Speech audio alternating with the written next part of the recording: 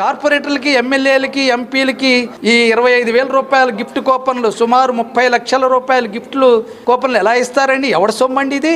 ఎవరి సొమ్మని నేను అడుగుతూ ఉన్నాను. తీసుకోవడానికి మనకెక్కడ అధికారం ఉంది, ఇవ్వడానికి వాళ్ళకి ఎక్కడ అధికారం ఉందని నేను అడుగుతూ ఉన్నాను. ఏమి నైతికత ఇందులో? అందువల్ల అన్ని పార్టీలు వాళ్ళు ఈ కూపన్ల సంస్కృతిని తిరస్కరించాలని సిపిఎం పార్టీకి మేము విజ్ఞప్తి చేస్తూ ఉన్నాను. 30 లక్షల రూపాయలు ఈ కూపన్లతోటి సిఎంఆర్ షాపింగ్ మాల్లో బట్టలు, వెండి, బంగారం కూడా కొనుక్కోవచ్చు అంట.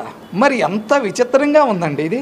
అలాగే అధ్యయన యాత్రల పేరు మీద ప్రతి సంవత్సరం విహార యాత్రలు కూడా పంపిస్తున్నారు. కార్పొరేటర్లని కోట్ల రూపాయలు ఖర్చు పెట్టేస్తున్నారు. 3 సార్లు వెళ్ళారు ఈ 3 ఏళ్ళలో. మరి ఒక్క అధ్యయనం ఏం చేశారా నేను అడుగుతూ ఉన్నాను.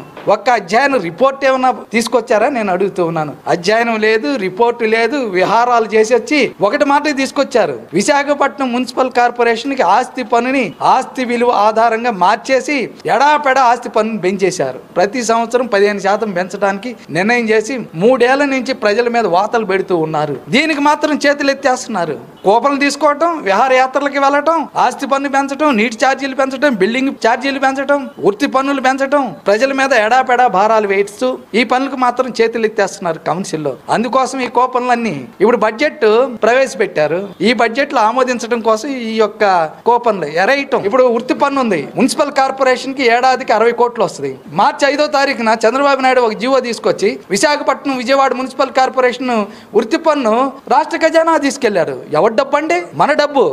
ఈ 9 నెలల కాలం ₹1 ఇవ్వలేదు మున్సిపల్ కార్పొరేషన్కి, విశాఖపట్నానికి 60 కోట్ల రూపాయలు లాగేసుకున్నారు. మరి చాలా అన్యాయం కదండి. ఆస్తి పన్ను 15% రద్దు చేస్తాం, ప్రతి ఏడా పెంచేటటువంటి విధానాన్ని సమీక్ష చేసి రద్దు చేస్తాం అని చెప్పాడు ఎన్నికల్లో.